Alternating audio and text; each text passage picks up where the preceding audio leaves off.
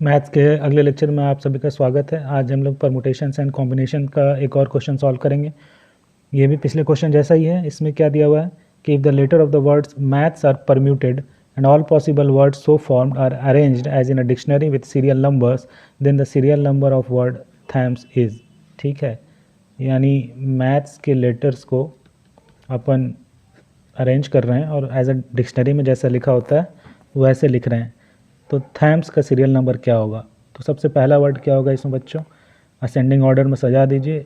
सबसे पहला डिक्शनरी में वर्ड बनेगा इसके लेटर्स को अगर परम्यूट करेंगे तो ए आएगा, फिर एच आएगा, फिर एम आएगा, एस आएगा और फिर टी आएगा, है ना। ये होगा पहला। और आखिरी क्या होगा इसका? इसी का उल्टा, यानी T S M H A, ये आखिरी होगा। और इसका रैंक क्या होगा? देखिए सारे लेटर्स जो हैं वो अलग अलग हैं और 5 हैं, तो इसका रैंकिंग होगा 5 फैक्टोरियल, यानी 5 चौके 20 या 60 दूनी 120, और ये होगा पहला। अपने को बताना है कि थैम्स का क्या होगा। ठीक है ना। तो ए से शुरू होने वाले, ए अल्फ़ाबेट से शुरू होने वाले कितने वर्ड्स हैं वो काउंट कर लेते हैं, और इसी तरह काउंट करते जाएंगे जब तक ये पहला अल्फ़ाबेट टी ना बन जाए, जो अपने को निकालना है डिज़ायर्ड। ठीक है, तो बाकी कितने अल्फ़ाबेट्स हैं? 4 हैं। इसको आपस में आप 4 फैक्टोरियल की तरह से अरेंज कर सकते हो। यानी ए से स्टार्टिंग होने वाले 4 फैक्टोरियल वर्ड हैं, यानी 24। ठीक है, ए के बाद अगला क्या आएगा? एच आएगा। एच से भी उसी तरह कितने हो जाएंगे? 24। उसी तरह एम से कितने हो जाएंगे? 24। एस से कितने हो जाएंगे? 24। यहाँ तक अपने को कोई ज़्यादा दिमाग नहीं लगाना है। अब उसके बाद अगला आएगा टी। अब इसके बाद करना होता है कि टी का पहला वर्ड क्या है वो निकालना है।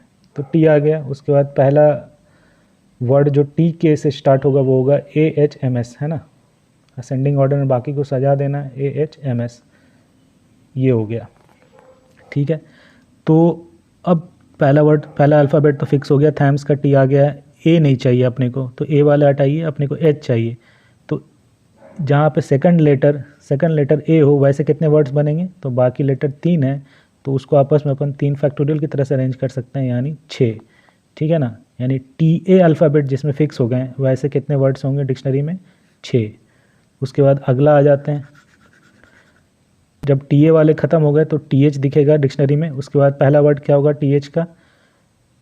टी और एच आ गया, तो यानी ए एम एस, थैम्स, जो अपने को चाहिए वही आ गया। ठीक है ना, यानी ये नेक्स्ट वर्ड ये होगा, इसके लिए 1 ऐड करेंगे। तो अब अपने को ज़्यादा आगे जाना नहीं है, इतना ही निकालना है।